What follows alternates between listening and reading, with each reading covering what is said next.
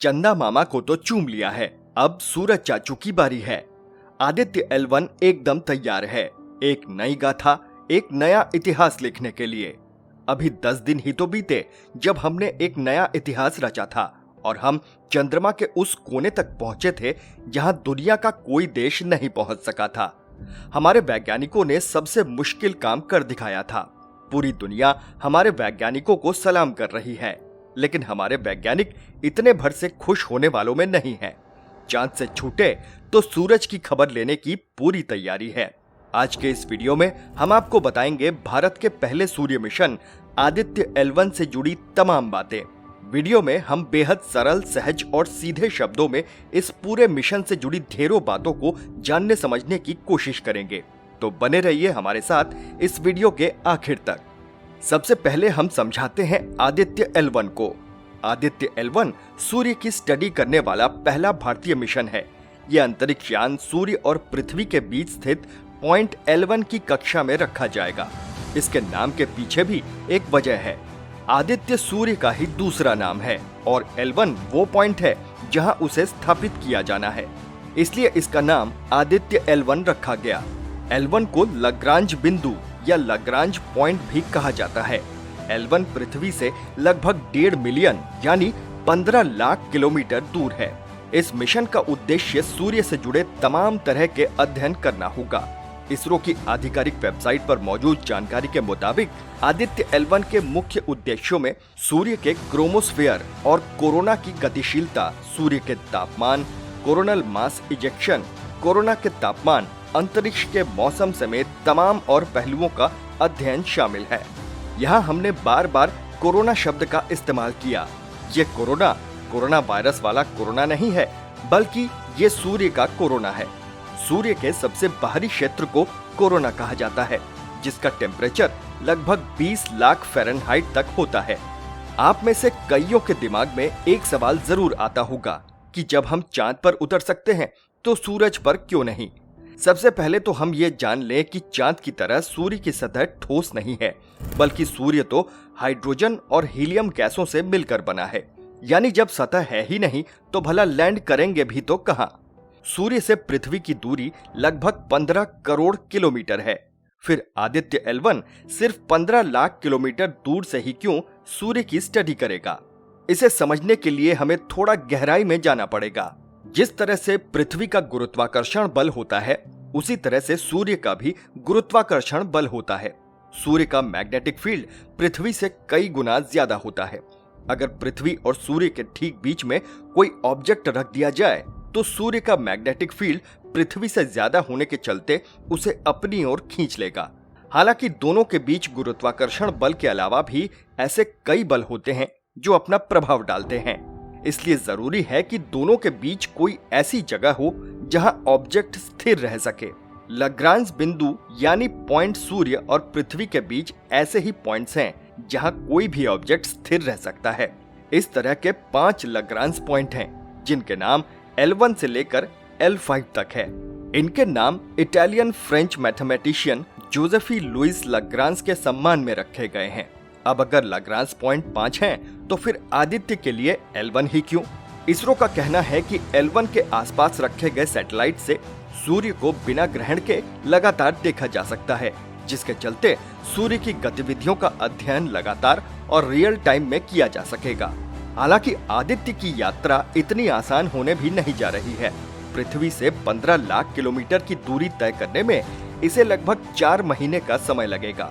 इस दौरान इसे कई चरणों से गुजरना होगा और खास बात यह है कि यह भारत का पहला सन मिशन है। ऐसे में उसे इस तरह के किसी अभियान का अनुभव भी नहीं है, लेकिन हमें अपने वैज्ञानिकों की क्षमता पर पूरा भरोसा है। अगर उन्होंने ठान लिया है तो करके ही मानेंगे। इस मिशन में लगभग 1000 वैज्ञानिक और इंजीनियर शामिल हैं। इसरो द्वारा दी गई जानकारी के मुताबिक आदित्य L1 पूरी तरह से स्वदेशी है। इसमें 7 पेलोड होंगे। इसरो की वेबसाइट पर उपलब्ध जानकारी के मुताबिक किसी विशेष उद्देश्य के लिए ले जाए जाने वाले वैज्ञानिक या तकनीकी उपकरण को पेलोड कहा जाता है।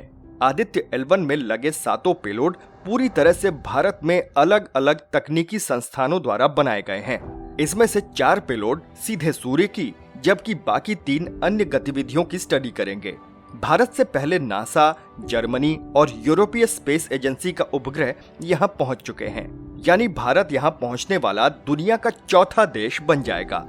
भारत के सूर्य अभियान की कल्पना सबसे पहले साल 2008 में स्पेस रिसर्च से जुड़ी एक सलाहकार समिति ने की थी। साल 2016-17 में इसे 3 करोड़ का बजट भी एलोकेट किया गया। हालांकि समय के साथ विजन बढ़ता गया और इसका नामकरण हुआ आदित्य L1। जुलाई 2019 में इसे 378 करोड़ का बजट भी मिला। हालांकि इसके फाइनल बजट की आधिकारिक जानकारी फिलहाल कहीं उपलब्ध नहीं है। इसका जीवन लगभग 5 साल बताया जा रहा है। यानी आदित्य L1 5 साल तक L1 पॉइंट पर रहकर सूरज का अध्ययन करेगा। भारत भले ही पहली बार सूर्य पर रिसर्च करने जा रहा हो, लेकिन इससे पहले भी 22 मिशन भेजे जा चुके हैं। ये मिशन अमेरिका, जर्मनी और यूरोपियन स्पेस एजेंसी द्वारा किए गए। सूर्य के रिसर्च में नासा सबसे आगे है। नासा ने अब तक ऐसे 14 मिशन किए हैं। इनमें से 12 मिशन सूर्य के ऑर्बिटर थे। एक फ्लाईबाई है तो एक सैंपल रिटर्न। ऑर्बिटर एक प्रकार का यंत्र होता है जिसे किसी ग्रह, उपग्रह या किसी खगोलीय पिंड की कक्षा में स्थापित किया जाता है। इसके बाद यंत्र उस खगोलीय पिंड की परिक्रमा करना शुरू कर देता है। नासा ने अपने सबसे पहला सूर्य मिशन पायनियर 5 साल 1960 में भेजा था, जबकि जर्मनी ने अपना पहला मिशन 1974 में नासा के सहयोग से भेजा था। वहीं यूरोपियन स्पेस एजेंसी ने अपना पहला मिशन 1994 में नासा के ही सहयोग से भेजा था। आगे हम आपको जो बताने जा रहे हैं वो सुनकर आप जरूर चौंक जाएंगे। ये बात सदियों से चले आ रहे मिथ को भी तोड़ देगी। आपको लगेगा कि आज तक हमें बहुत कुछ गलत बताया सिखाया जाता रहा है, लेकिन उससे पहले एक निवेदन। ये चैनल पर हमारा पहला वीडियो है। इस वीडियो को बनाने में, जानकारी जुटाने में हमने काफी मेहनत की है। अगर आपको ये वीडियो पसंद आ रहा हो तो सबसे पहले तो चैनल को सब्सक्राइब कर लीजिए। साथ ही इस वीडियो को लाइक करिए और ज्यादा से ज्यादा लोगों को शेयर करिए। हम आपसे वादा करते हैं कि हम ऐसे ही बेहतरीन टॉपिक्स आप तक लाते रहेंगे। तो आइए अब आगे बढ़ते हैं। साल 2018 में नासा ने सूर्य के अध्ययन के लिए पार्कर सोलर प्रोब भेजा था और 2021 में उसने वो कर दिखाया जिसे सुनकर हर कोई दंग रह गया। हमको बचपन से हमेशा यही बताया गया और पढ़ाया गया कि दुनिया का कोई भी ऑब्जेक्ट कभी भी सूरज तक नहीं पहुंच सकता और उसकी वजह थी सूरज का आग उगलता तापमान। लेकिन अप्रैल 28, 2021 को पार्कर ने इसे गलत साबित कर दिया। इस दिन उसने पहली बार सूर्य के कोरोना को भेदा। कोरोना का तापमान सूर्य के अंदरूनी तापमान से भी कई गुना ज्यादा होता है। हम उम्मीद करते हैं कि 2 सितंबर की दोपहर 11:50 पर आदित्य L1 भी एक नया इतिहास लिखेगा। हमारे वैज्ञानिकों की मेहनत जरूर रंग लाएगी। हमारा मानना है कि सूर्य के अध्ययन के लिए आदित्य L1 तो महज एक शुरुआत है और वो दिन दूर नहीं जब हम सूरज पर मौजूद होकर उसे गुड मॉर्निंग कहेंगे। इस टॉपिक पर अपने विचार हमें कमेंट बॉक्स में जरूर लिखें।